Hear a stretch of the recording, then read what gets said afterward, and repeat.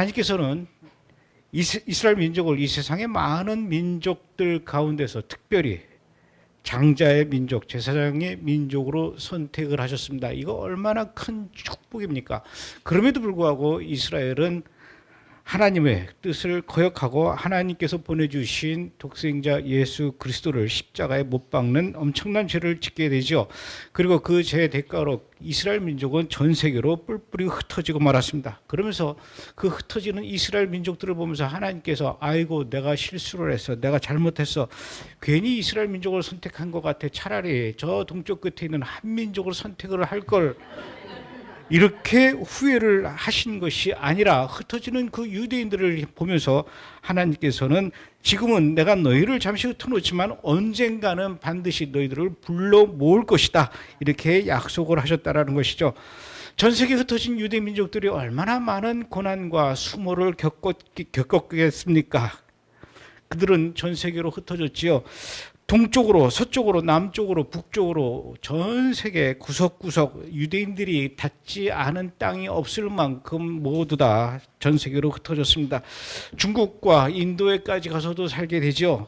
저는 몇 년 전에 러시아 동쪽 끝에 있는 캄차카 반도라고, 여기 세계 지도에서도 저 오른쪽 여기 있네요. 캄차카 반도로 갔습니다. 거기에도 얼마나 많은 유대인들이 살고 있는지요. 또 서쪽으로 흘러갑니다. 유럽에도 유대인들이 많이 살고 있죠. 프랑스, 영국, 또 스페인, 독일, 폴란드. 남쪽으로는 아프리카, 이디오피아, 수단, 이집트, 모로코까지, 그리고 저 멀리 아메리카 대륙뿐만 아니라 남쪽에 아르헨티나까지도 수많은 유대인들이 흩어져 살았습니다. 정말로 전 세계에 안 간 데가 없을 만큼 유대인들이 흩어졌죠. 이들을 어떻게 다시 한 자리로 이스라엘 땅으로 불러 모을 수 있을 것인가? 하나님께서는 분명히 그렇게 약속을 하셨지만 과연 그런 일들이 어떻게 실현될 수 있을까? 아무도 예측할 수가 없었습니다. 어떤 사람들은 이탈리아 로마로 여행을 가서 웅장한 콜로세움을 보면서 감탄을 하죠. 어떻게 이렇게 2000년 전에 사람들이 웅장한 건축물을 만들어 놓을 수 있을까? 감격하면서 그 앞에서 기념사진을 찍고 둘러봅니다. 그러나 그렇게 많은 관광객들이 둘러보는 것과 달리 유대인들은 그 콜로세움 앞에 가면 가슴이 무너져 내립니다. 왜냐?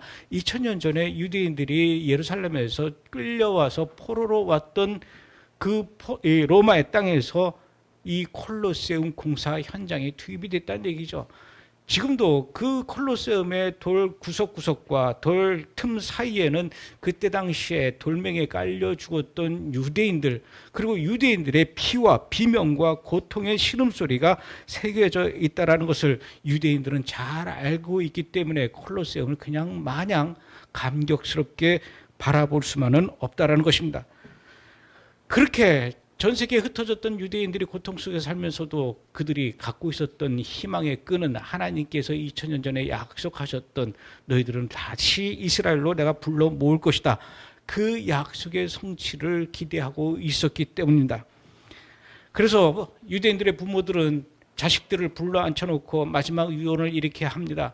너희들이 지금 이곳에 살고 있다고 해서 이곳 사람들이 아니라 너희는 유대민족이고 하나님께서는 언젠가 다시 우리를 불러 모으신다고 하셨으니 아직까지는 이스라엘이라는 나라가 생기지 않아서 우리가 돌아갈 수 있는 땅이 없지만 나의 때는 보지를 못했지만 혹시 너의 때에 저 지구 반대편 이스라엘 땅에서 이스라엘이라는 나라가 생겼다라는 소식을 듣거들랑 더 이상 지체 말고 가방을 싸고 이스라엘로 돌아가야 한다라는 마지막 유언을 남겨놓고 돌아가십니다. 그 유언을 들은 자식들이 또 나이가 들어서 죽을 때가 되면 또다시 자녀들을 불러 모아서 아버지가 들려주었던 그 유언을 또 자녀들에게 들려줍니다. 이렇게 2000년 동안 그 유언은 대를 이어져 왔다라는 것이죠. 그러면서도 그들은 이스라엘 땅으로 돌아갈 생각에 단 한시도 기억의 끈을 늦추지 않습니다. 그들은 매년 6월절이 되면은 가족들과 함께 6월절 만찬을 하죠. 그리고 오래간만에 만난 친척들을 만나서 서로 끌어안고 인사를 합니다. 우리가 금년 6월절은 이렇게 남의 나라에서 보내지만 내년 6월절은 예루살렘에서 만납시다. 내년 유월절은 예루살렘에서 만찬을 합시다.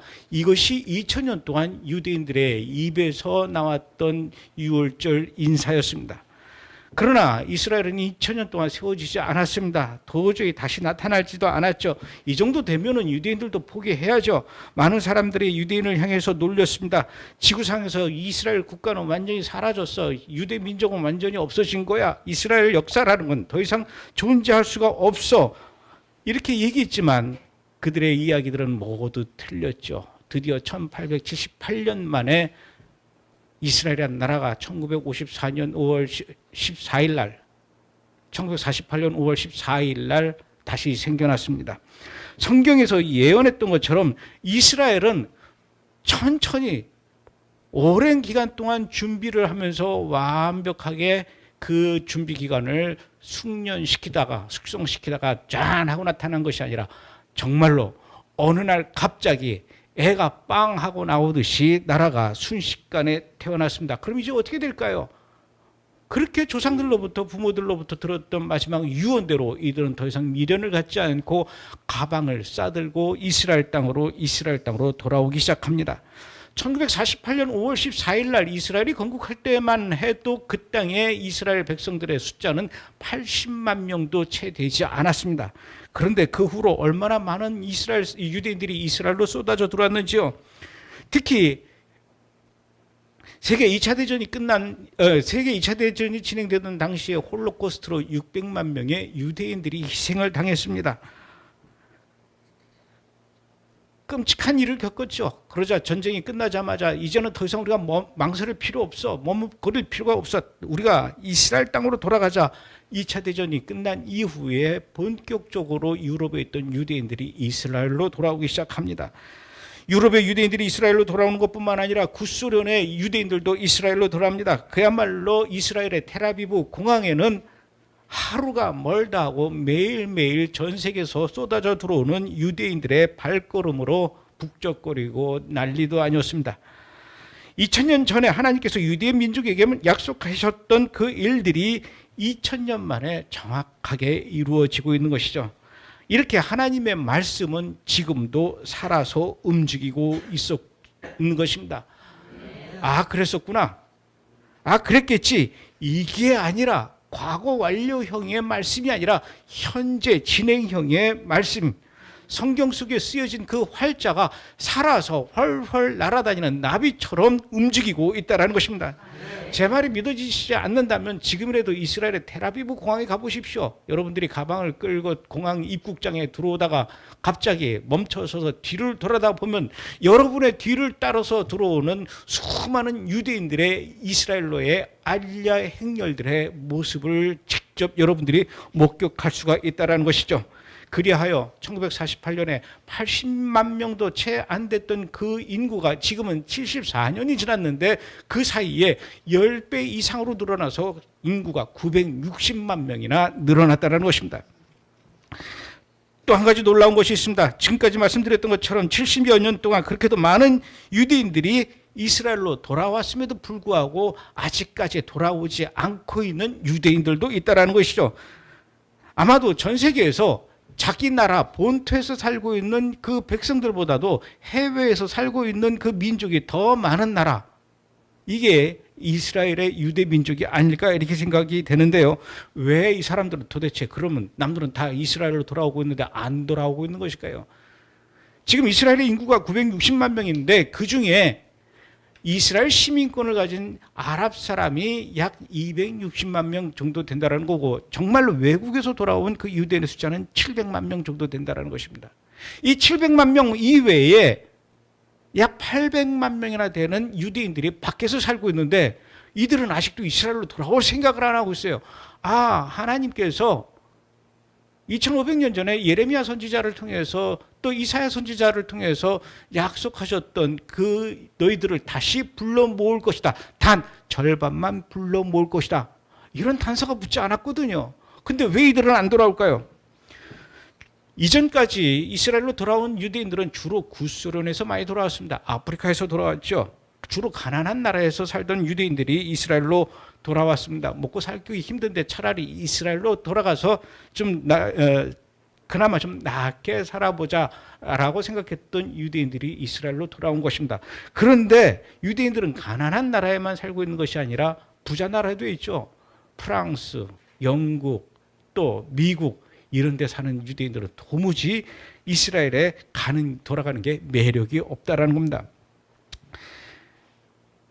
어떻게 이 잘 살고 있는 나라에서 살고 있는 유대인들을 하나님께서는 이스라엘로 불러 모으실까요? 결국은 마지막 때야 하나님께서는 이들을 다 불러 모신다고 하셨습니다. 우선 유럽에 있는 유대인들을 보겠습니다. 최근 들어서 유럽에서는 반유대주의 운동이 물결처럼, 지금 들불처럼, 쓰나미처럼 온 유럽을 뒤덮고 있다는 얘기죠. 프랑스에서도 하루가 멀다 하고 이 유대인들을 향한 증오 범죄, 반유대주의, 난 유대인이 싫어, 너희들이 싫어, 이런 생각으로 일어나는 테러가 끊이지를 않고 있습니다. 영국에서도 특히 유대인을 향한 범죄가 늘어나고 있는데, 유대인들을 납치해서 아주 잔혹하게 살해해서 이 시체들을 길거리에 이유게 하는 사건들이 최근 들어서 계속 일어나고 있습니다. 스페인에서도 반유대주의가 기승을 부리고 있죠. 유대인들이 가장 끔찍하게 생각하는 것이 이 홀로코스트인데, 이 홀로코스트를 조롱하는 그런 일들이 스페인에서 일어나고 있습니다. 그 독일 나치가 만들어 놓은 포로 수용소에서 유대 포로들이 입고 있었던 그 옷들을 패션화해서 팔고 있다는 것이죠. 이런 일들이 스페인에서 일어나는 것을 보고 전 세계에 얼마나 많은 사람들이 그 스페인을 향해서 비난을 하는지 모릅니다. 스페인에 살고 있는 유대인들은 얼마나 더 끔찍하겠습니까? 적어도 프랑스에서 1000년 이상 조상 대대로부터 살아왔다면은 이제 프랑스가 남의 나라가 아니죠. 1000년 이상씩 살았는데, 그럼에도 불구하고 프랑스에서 살던 유대인들이 이제는 더 이상 우리가 여기서 살 수가 없겠다. 우리가 스페인에서 더 이상 살 수 없겠다. 영국도 독일도 우리가 오랫동안 살아오긴 했지만 이들이 우리를 같은 사람으로 대해주지를 않고 오히려 우리를 향해서 얼마나 많은 핍박을 하는지, 차라리 전쟁이 나서 총알에 맞아 죽는 한이 있어도, 굶어 죽는 한이 있어도 우리 이스라엘로 돌아가자. 여러분, 1000년 동안 살아오던 땅에서 모든 삶의 그 흔적들을 다 주워 담아가지고 떠난다라는 게 그게 간단하게 쉬운 일이 아니지 않습니까? 그런 사람들이 이스라엘로 돌아오고 있다는 얘기죠. 전 세계에서 가장 유대인들이 많이 사는 나라가 또 미국입니다. 미국의 뉴욕 브루클린에는 유대인들이 너무나 많이 살고 있죠. 예루살렘보다 더 많이 있습니다. 이들은 도무지 이스라엘로 돌아올 사람들이 아닌 것 같아요. 미국이 살기 좋거든요. 편하거든요. 그런데 굳이 우리가 이스라엘로 돌아갈 필요가 있나? 이렇게 생각을 했는데, 여러분 2020년도, 2021년도 얼마나 뉴욕에서 코로나 때문에 많은 사람들이 죽어갔는지요. 하루에도 수십만 명씩 환자가 생기고 수많은 사람들이 죽어가면서 시체를 파묻을 곳이 없을 만큼 이 뉴욕에서의 코로나 피해 상황이 엄청났습니다. 사람들의 민심이 흉흉해지죠. 그러자 코로나를 이 뉴욕 전체에 퍼뜨린 그 확산의 주범으로 바로 유대인들을 지목하기 시작했습니다. 실제로 뉴욕 브루클린에서 확진자가 많이 나왔거든요. 정통 유대인들은 수염을 기르기 때문에 마스크를 잘 쓰질 않습니다. 마스크를 쓴다 해도 그것은 별로 효과가 없죠. 왜냐? 털 속으로 다 이게 바이러스가 들어가고 나오고 하기 때문에. 그러면서 이 유대인들은 회당에서 토라를 소리내서 읽습니다. 우리가 찬양을 이렇게 소리내서 하듯이 그 사람들은 토라를 소리내서 읽지요. 심지어는 예배 때 토라가 한 바퀴를 쫙 돌 때 모든 유대인들은 그 토라의 두루마리에 손을 갖다 대고 자기 입으로 갖다 대는 이 키스를 합니다. 여기서 코로나가 다 확산이 되는 것이죠. 그러니 미국 사람들이 유대인들을 이 코로나 확산의 주범으로 지목하지 않을 수가 없는 것이죠. 코로나로 인해서 사망자가 늘어나고 뉴욕 전체가 혼란에 빠지기 시작하니까 뉴욕의 시민들은 모든 그 원인의 화살을 브루클린의 유대인들을 향해서 돌리고, 결국 브루클린의 유대인들은 견디다 못해 차라리 이스라엘로 돌아가는 게 낫겠다라는 알리야를 선택하는 일들이 지금 이 미국 땅에서 일어나고 있다는 것이죠. 2020년, 2021년 이 뉴욕에 있는 유대인들이 얼마나 많은 유대인들이 이스라엘로 알리야했는지요. 중국을 볼까요? 물론 중국 하이퐁에도 유대인들이 많이 살고 있죠. 그 카이펑 유대인들을 위해서 또 우리 성령의 바람 선교단이 많은 사역을 하고 있다는 거 알고 있습니다. 그런데 이 중국에 그동안 사람들이 몰랐던 지역에 유대인들이 숨어 살고 있었던 사실들이 최근 들어서 알려지게 됐습니다. 2008년도 5월 12일 날 중국 스촨성 치앙이라는 곳이 지진의 진앙지가 되었습니다. 땅이 갈라지고 산사태가 나면서 수많은 계곡들이 전부 다 허물어지고 흙으로 메꿔지고 그곳에 살던 사람들의 집들이 파묻히고 사람들도 산채로 흙에 파묻히는 엄청난 자연재해가 일어났습니다. 지진이 나자 중국에 있는 수많은 구호단체뿐만 아니라 전 세계에 있는 구호단체들이 전부 다 이 스촨성의 치앙마을이라고 하는 곳으로 몰려들어갔죠. 흙을 파내고 시신들을 꺼집어내고 또 무너진 집들을 파헤치다 보니까 세계가 깜짝 놀랄 만한 일들이 그곳에서 일어나기 시작합니다. 그 옛날 유대인들이 제사를 지낼 때 사용하던 제단의 오습과 똑같은 것들이 그 마을 여기저기서 발견이 됩니다. 치앙 마을 사람들의 옷이 그 옛날 구약시대 때 유대인 제사장들이 입었던 옷과 똑같습니다. 성전에 쌓였던 그 진설병과 똑같은 모양의 음식을 먹는 것이 알려지게 되었습니다. 이 치앙 마을 사람들이 불던 나팔들이 바로 이스라엘 사람들이 불던 뿔나팔 쇼파로와 똑같습니다. 오늘날도 이 마을에서는 양을 잡는 제사가 진행되고 있다는 것이죠. 뿐만 아니라 문설주 양옆에 바르던 그 양의 피를 바르던 이런 풍습들이 그 치앙 마을에 아직도 남아있고 이들이 결혼할 때도 역시 유대인들이 사용하던 후파라고 하는 하얀색 천막 아래에서 하는 그 결혼식 예식을 이 치앙 마을 사람도 하고 있다는 얘기죠. 어쩜 이렇게 이 사람들은 유대인들이 사용하던 그런 모든 풍습과 문화가 흡사할까? 이 사람들은 단순히 중국의 소수민족이 아니라 혹시 유대민족이 아닐까? 그리고 그 이후에 유대의 랍비들이 찾아 들어가서 조사를 했습니다. 놀라운 일들이 일어났다는 얘기죠. 이 사람들은 유대민족이라고 이스라엘은 그렇게 생각을 하고 있습니다. 그럼 어떻게 될까요? 그들이 원한다면 이스라엘로 받아줄 수밖에 없는 것이죠. 아직까지 그곳에 살고 있는 그 30만 명의 유대인들이 모두 이스라엘로 돌아갔다는 얘기는 아닙니다. 많은 사람들이 이스라엘로 돌아갔고 그들이 지금도 이스라엘로 돌아갈 준비를 하고 있다는 얘기시죠. 또 다른 예를 들어보겠습니다. 여러분 혹시 지붕 위의 바이올린이라는 영화를 보셨는지 모르겠습니다만은 그 영화의 배경이 되는 곳이 바로 베르디체프라고 하는 우크라이나의 한 마을입니다. 그만큼 우크라이나에도 유대인들이 많이 살고 있다는 것입니다. 2차 세계대전 당시에 독일 나치 히틀러가 600만 명의 유대인들을 학살했죠. 그중에 그 절반이나 되는 300만 명이 폴란드에 살고 있는 유대인들입니다. 나머지 300만 명 중에 또 절반인 150만 명 정도가 우크라이나에 있는 유대인들이 학살을 당했다는 것이죠.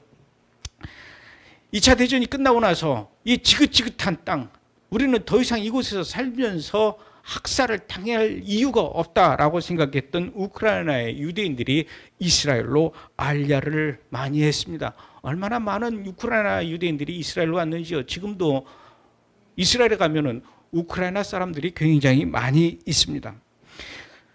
그럼에도 불구하고 또다시 우크라이나에서는 90년에서 91년 사이에 약 100만 명 정도가 이스라엘로 알야를 했고요. 지금은 그 우크라이나에 약 20만 명의 유대인들이 남아 있었습니다. 여러분, 2차 대전 끝나고 나서 그렇게 많은 유대인들이 그 유대인 마을에 텅텅 빌 정도로 너도 나도 가방을 싸들고 이스라엘로 갈 때 남아있는 사람들의 마음은 얼마나 기분이 착잡했습니까? 그런데도 이 사람들은 가지 않았어요. 무슨 배짱으로 돌아갈 생각을 하지 않았는지 어쨌든 지금까지 남아있었던 그 유대인들의 숫자는 20만 명 정도 된다는 얘기죠. 하나님께서는 그래 나머지 떨거지들은 내두고 온다는 사람들만 내가 다 불러 모으겠다. 이게 아니라 다 불러 모으신다고 했거든요. 어떻게 해야 이 20만 명의 남아있는 우크라이나의 유대인들이 이스라엘로 올까요? 지난 2월 24일 날 러시아가 우크라이나를 침공했습니다. 그 이후로 얼마나 많은 건물 피해와 인적 피해가 일어났습니까? 지금까지 1,400만 명이나 되는 우크라이나 사람들이 다른 나라로 피난을 갔답니다. 그곳에 있는 유대인들은 어떻게 될까요? 역시 피난을 가야 되겠죠. 피난을 어디로 가야 됩니까? 이스라엘 정부에서 니들 보고 오라고 하지 않았니? 오라고 할 때는 안 오고 꼭 이렇게 전쟁이 나야만 니들이 올 생각을 하니 지금이라도 늦지 않았으니까 와라 하고 지금 문을 열어놓고 있어요. 20만 명의 유대인들 중에 얼마나 많은 사람들이 지금 이스라엘로 쏟아져 들어가는지요. 이런 일들이 지금 우크라이나 땅에서 일어나고 있다는 얘기죠. 예레미야 16장 15절 말씀에 이스라엘 자손을 북방 땅과 그 모든 쫓겨났던 나라에서 인도하여 내신 여호와의 사심으로 맹살이라. 북방 땅이라 그랬어요. 이 북방 땅은 어디냐면요, 예루살렘에서 정확하게 북쪽으로 올라가면 우크라이나의 오데사가 나옵니다. 그 오데사에서 또 북쪽으로 쭉 올라가면 바로 러시아의 모스크바가 나온다는 얘기죠. 이 우크라이나의 유대인들, 러시아에 있는 유대인들을 이렇게 2500년 전 하나님께서는 예레미야 선지자를 통해서 예언을 하셨다는 것입니다. 내가 그들을 열조에게 준 그들의 땅으로 인도하여 드리리라. 기가 막힌 얘기죠. 구약 성경의 말씀이 2500년 전에 이 예레미야가 쓴 것이 그냥 한낱 활자로만 남아있는 것이 아니라, 연구 대상의 고문서 활자로만 남아있는 것이 아니라, 여러분 이 말씀 자체가 지금 이렇게 2500년 후에 지금 일어나고 있지 않습니까? 코로나로 인해서 당하는 고통, 지진으로 인해서 집이 무너지는 고통, 또 전쟁으로 겪게 되는 고통, 이것은 당사자가 아니면 상상할 수 없을 만큼 정말로 끔찍한 일이죠. 고통스러운 일입니다. 그러나 결국은 그런 고통을 통해서 전 세계에 흩어졌던 유대인들이 이스라엘로 돌아오는 결정적인 동기가 되고 있는 것만은 분명하다는 얘기죠. 그런데 문제는 그렇게 전 세계에 흩어졌던 유대인들이 지진으로, 전쟁으로, 또 질병으로 이스라엘로 돌아오고 있지만 이스라엘이 모든 유대인들을 다 받아주지는 않는다라는 게 문제예요. 누구를 받아들일까요? 유대인이라고 해서 다 들어와, 이게 아니라 유대인이라면은 다 들어올 수 있지만 단 유대교를 믿는 사람들, 예수를 믿어? 너는 우리 들어올 수 없어. 유대인으로 가질 수 있는, 유대인으로 우리가 인정할 수 있는 이 유대인의 정체성은 유대교를 믿어야만 유대인의 정체성을 우리가 인정해 주는 것이지, 우리 유대인들이 도저히 인정할 수 없는 그 쓰레기 같은 신도 아닌 그 쓰레기 같은 인물 예수아를 믿는다고 이런 인간을, 이런 유대인을 우리 같은 민족으로 우리가 받아들일 수가 없어라는 것이 지금까지의 이스라엘 법이란 얘기예요. 이게 이스라엘 귀환법입니다.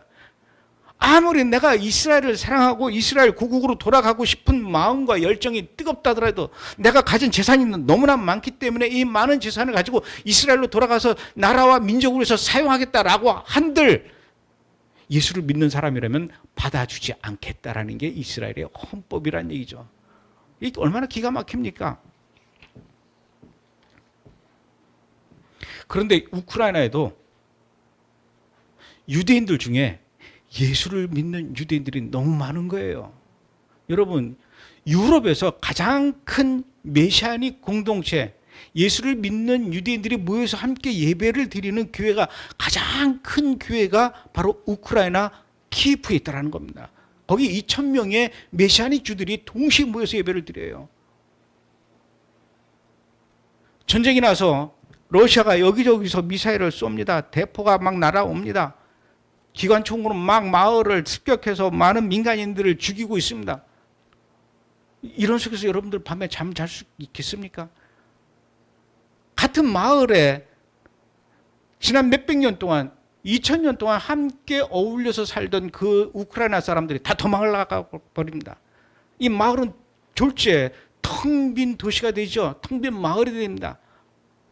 함께 그나마 의지하면서 살았던 그 유대인들 마을이 있죠. 그 유대인들 중에서도 예수를 안 믿는 유대인들은 이스라엘 정부가 오라고 그런다고 해서 다 가버렸습니다. 이제 남은 사람들은 누굴까요? 가고 싶어도 갈 수 없는 우크라이나의 예수 믿는 유대인들은 그야말로 밤마다 대포소리를 들으면서 공포와 두려움 속에서 살 수밖에 없는 현실이라는 얘기죠. 안 되겠다. 우리도 도저히 여기서 살 수가 없겠다. 그래서 이 우크라이나에 있는 유대인들 중에 예수 믿는 사람들이 이스라엘 정부에다가 신청을 합니다. 우리도 이스라엘로 알리하겠습니다. 그리고 막 다 나갔어요. 폴란드로 갔습니다. 옆에 있는 그 몰도바라는 나라도 가고요. 가가지고 다른 유대인들이 이스라엘로 돌아가겠다고 알리아 신청하는 그 신청 서류를 받아주는 사무실이 있는데 그 사무실로 몰려갑니다. 이미 그 사무실에는 너도 나도 이스라엘로 가겠다고 쌓여있는 그 신청 서류들이 막 산더미처럼 쌓여있죠. 여기다가 예수 믿는 사람들도 서류를 집어넣는데 이 도장 찍는 사람이 당신도 이스라엘로 알리하려고요? 어디 봅시다. 예수 믿는 사람이네. 당신은 도로 가져가시오. 이게 아니라 너무나 소리가 많으니까 그냥 입국 도장을 찍는데 예수 믿는 사람들의 도장도 다 찍어버린 거예요.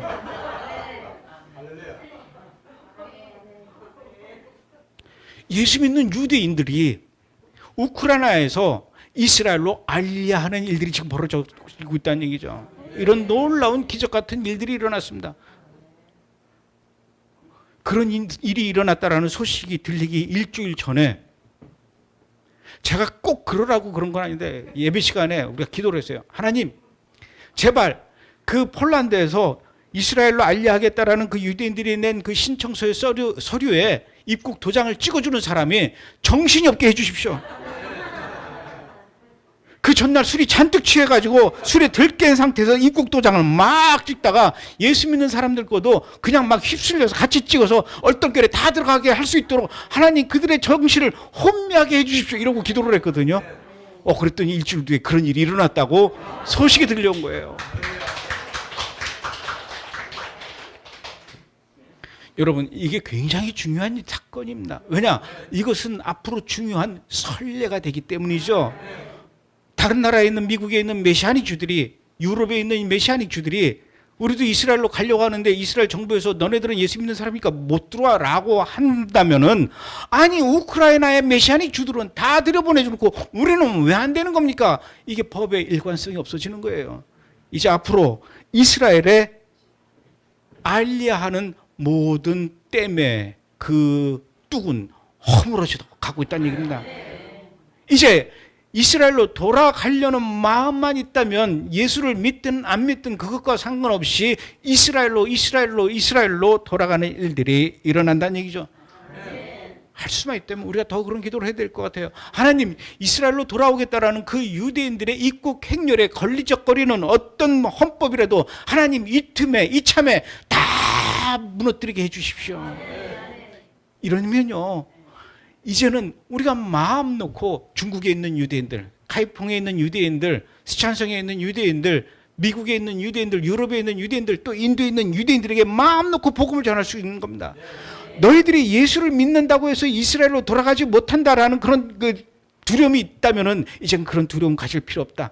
너희가 예수를 믿어도 봐라, 우크라이나 유대인들도 다 이스라엘로 가지 않았느냐? 유럽에 있는 유대인들도 이스라엘로 가지 않았느냐? 너희들도 갈 수 있다. 그러니까 예수를 믿어야 된다. 이제 이들이 예수를 믿고 이스라엘로 돌아가게 되면 이스라엘은 더 이상 걷잡을 수 없는 복음의 바람이, 성령의 바람이 쓰나미처럼 막 회오리치게 될 것이라는 얘기죠. 이사야서 54장 7절 말씀입니다. 내가 너를 잠시 버렸으나 큰 긍휼로서 너를 모을 것이다. 하나님께서는 이렇게 약속을 하셨어요. 그러므로 내가 말하노니 하나님이 자기 백성을 버리셨느냐? 절대로 그럴 수 없느니라. 로마서 11장 1절 말씀입니다. 이사야서 49장 11절에서 13절까지 읽어드리겠습니다. 내가 나의 모든 산을 길로 삼고 나의 대로를 도두리니 혹자는 원방에서, 혹자는 북방과 서방에서, 혹자는 신임 땅에서 오리라. 이 신임 땅은 중국 땅을 얘기하는 거예요. 하늘이여 노래하라, 땅이여 기뻐하라, 산들이여 즐거이 노래하라. 여호와가 그 백성을 위로하였은즉 그 고난당한 자를 긍휼히 여길 것임이니라. 2500년 전에 하나님께서 여러 선지자들을 통해서 예언하셨던 그 말씀들이 지금 한치의 오차도 틀리지 않고 정확하게 이루어지고 성취되는 시대에 살고 있는 우리는 이 두 눈으로 그것을 똑똑히 목격하고 있습니다. 하나님의 말씀은 변함이 없습니다. 세월이 흐른다고 해서 그 의미가 변하거나 그렇다고 해서 더 더해지거나 더 빠지는 것도 아니고 액면 그대로 남아있으면서 결국은 그것이 살아서 움직인다는 얘기죠. 특히 마지막 때에 일어날 일들을 우리가 지진으로, 반유대주의로, 또 전쟁으로 이렇게 목격하고 있지 않습니까? 이러한 일들은 우리가 이 마지막 때에 어떻게 살아가야 하는지를 잘 알려주고 있다는 것이죠. 하나님의 자녀로서 깨어서 기도하고 묵상하고 제일 중요한 선교를 해야 합니다. 우리로부터 성령의 바람이 일어나게 해야 되죠. 이 성령의 바람은 온 나라에, 온 땅에 퍼져나가서 결국은 하나님의 나라가 이 땅에 임하도록 해야 합니다.